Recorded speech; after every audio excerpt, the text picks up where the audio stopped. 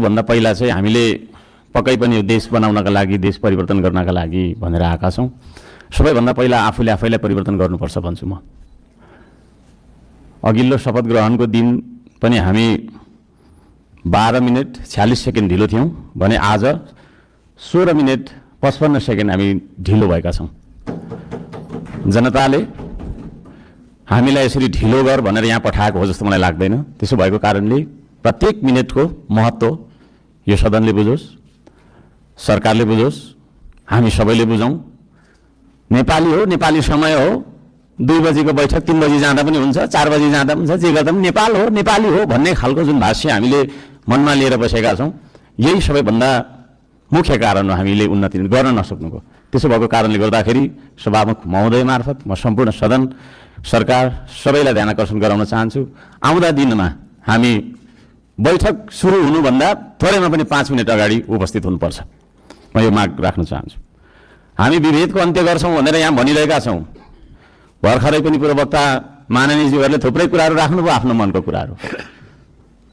तर यहाँ यही सदनभित्र पनि विभेद भइरहेको छ। सत्ता पक्षले 30 मिनट बोल्दा पनि हुने, 40 मिनट बोल्दा पनि हुने, प्रतिपक्षले अलि सानोले होइन 3 मिनटमा सकिहाल्नुपर्ने, 2 मिनटमा सक्नुपर्ने। हामी पनि जनताले चुनेर पठाएका जनमत प्राप्त जनप्रतिनिधि हौँ।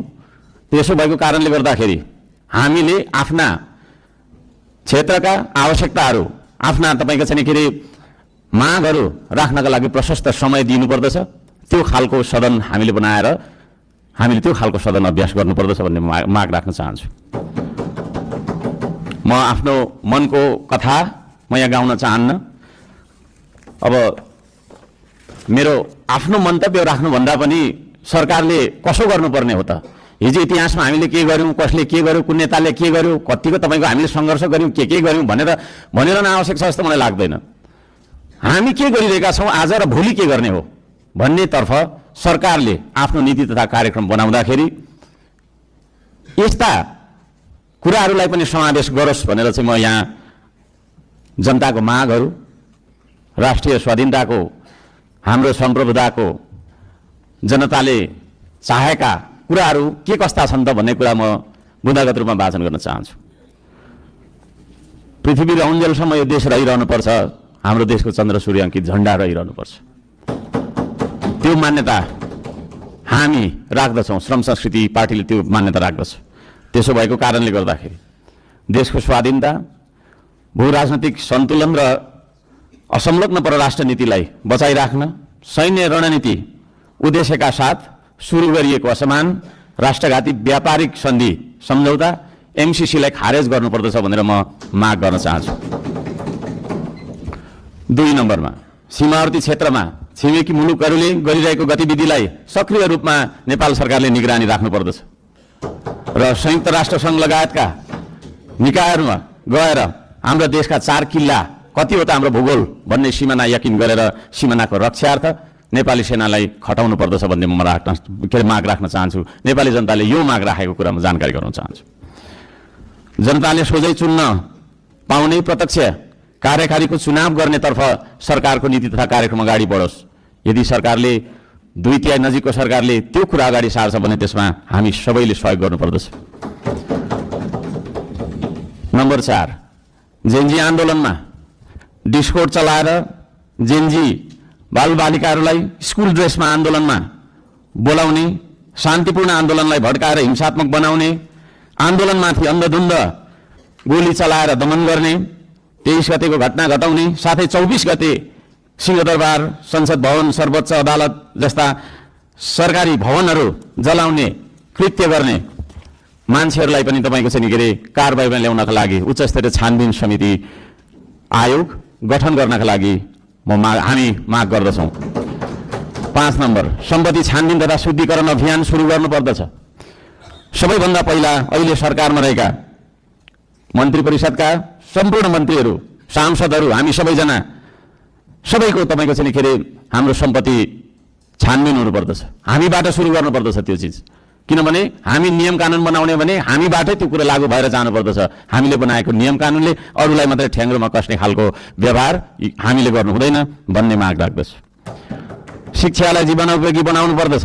उत्पादन निर्माण र आविष्कारसँग जोड्नु पर्दछ शिक्षालाई। शिक्षा भन्ने बित्तिकै कथा पढ्ने विषयवस्तु होइन, त्यो भन्ने बित्तिकै उत्पादन निर्माण र आविष्कारसँग जोडिनु पर्दछ भन्ने हाम्रो माग हो। त्यसतर्फ सरकारले ध्यान दियोस्। हप्तामा 3 दिन मात्रै थ्योरी पढ्दाखेरि हुन्छ, 4 दिन विद्यार्थीले उत्पादन निर्माण र आविष्कारसँग जोडेर क्रियाकलापहरू गर्न सक्नुपर्दछ। त्यो खालको जीवनोपयोगी शिक्षा लागू गरिनुपर्दछ भन्ने हामी माग राख्दछौँ। 7 नम्बरमा खेतीबारीको समस्या हल नगरी देशको आर्थिक समस्या हामीले सुल्झाउन सक्दैनौँ, आर्थिक उन्नति हुन सक्दैन। त्यसो भएको कारणले कृषिमा देखिएका समस्याहरू पहिचान गर्ने र समस्या हल गर्ने सबै खालका तपाईँको प्राविधिक उपायहरू अपनाउने काम गरिनुपर्दछ भन्ने ध्यान आकर्षण गराउन चाहन्छु। नम्बर 8मा कम्तीमा एक पालिकामा एउटा उद्योग हुनुपर्दछ, एक परिवारमा एकजना रोजगार हुनुपर्दछ। त्यो खालको नीति हामीले अपनाउनु पर्दछ। बन्द गरिएका उद्योगहरूलाई पुनः सञ्चालन गर्ने साथै नयाँ उद्योगहरूको स्थापना गर्ने नीति तथा कार्यक्रम सरकारले ल्याउनु पर्दछ भन्ने ध्यान आकर्षण गर्न चाहन्छु। 9 नम्बरमा जनताको सेवा सुविधा, विकास र समृद्धिमा सार्वजनिक हितका लागि प्राकृतिक स्रोत साधन ढुङ्गा, गिटी, माटो, खोला, नाला, खानी, खनिज, वन जङ्गल जस्ता स्रोत साधनका सदुपयोग गर्न पाउने गरी सहज किसिमको चाहिँ नियम कानुन बनाउनु पर्दछ। कहीँ कतै हामी हुन्छ म सक्छु अब र यी सम्पूर्ण स्रोत साधनलाई परिचालन गरेर चाहिँ हाम्रो देशलाई समृद्ध बनाउनतर्फ हामीले ध्यान दिनुपर्दछ भनेर भन्न चाहन्छु। म यहाँ शुभकामना मात्रै दिनुभन्दा सरकारको नीति तथा कार्यक्रमको कुन दिशामा जानुपर्दछ भन्ने एउटा सल्लाह सुझाव र प्रस्ताव प्रस्तुत गर्न चाहन्छु। प्राकृतिक संरक्षण गर्नुपर्दछ, संस्कृतिको प्रवर्धन गर्ने र प्रवृत्तिको विकास गर्ने नीति सरकारले लियोस्। सुशासनका निम्ति भ्रष्टाचार तपाईँको चाहिँ अन्त्य गर्ने, निष्पक्ष, मितव्ययी, पारदर्शी, जवाफदेही, दूरदर्शी, परिपक्व र दीर्घकालीन कामहरू गर्नेतर्फ सरकार अगाडि बढ्नु पर्दछ। देशभरि शान्ति सुव्यवस्था कायम गर्नका लागि आवश्यक उपायहरू अपनाउन जरुरी छ। खाने पानी, स्वास्थ्य, शिक्षा, सडक, बिजुली बत्ती जस्ता आधारभूत आवश्यकताहरू परिपूर्ति गर्नतर्फ हाम्रो ध्यान जानुपर्दछ। राम्रोसँग अध्ययन नगरी हतार सरकारले ल्याएका कार्यक्रमहरू लागू गर्नु हुँदैन। कुनै निर्णय गर्नु अघि तपाईँको प्रतिपक्षी दलहरूसँग सल्लाह गरेर सबै पक्षको उचित सल्लाह लिएर चाहिँ सरकार अघि बढे। निर्णय गर्दै पछि हट्नुपर्ने नियतिबाट होइन, सरकार बच्न सक्दछ।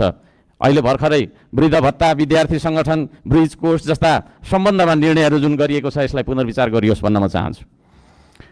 वृद्ध भत्ताको समयको मापदण्डलाई जुन फेरबदल गर्ने भन्ने कुराहरू आएको छ कार्यसूचीमा, त्यस्ता कुराहरूमा सरकारले ध्यान दिएर मात्रै अगाडि बढ्दाखेरि राम्रो हुन्छ भन्ने माग राख्दछु। सुकुम्बासी भन्दै नागरिकको बासको अधिकारलाई खोज्दै डोजर चलाउने, राज्य आतङ्क फैलाउने चलनको अन्त्य गरियोस्। म त्यो भन्न चाहन्छु। जनताको घर टहरा भत्काउनु हुँदैन। विस्थापन होइन, व्यवस्थापनको नीति सरकारले लागू गरेर अगाडि बढ्दाखेरि सबैले राम्रो हुनेछ। दशकौँदेखि बस्दै आएका भूमिहीन सुकुम्बासीहरूको स्वामित्व दिने गरी लाल पूर्जाको व्यवस्था गरोस् भनेर पनि म भन्न चाहन्छु। किसान मजदुर सुकुम्बासीका समस्या पहिचान गरी समाधानको पहल गर्ने धनीको मात्रै होइन गरिबको पनि हो यो देश भन्ने खालको आभास हामीलाई हुनुपर्दछ र जनतालाई पनि त्यो आभास भएको हुनुपर्दछ। त्यसतर्फ सरकारले काम गरोस् भन्ने म अनुरोध गर्न चाहन्छु। उपत्यका बाहिर पनि नेपाल छ भन्ने कुरा हामीले व्यवहारबाट जनाउनुपर्छ।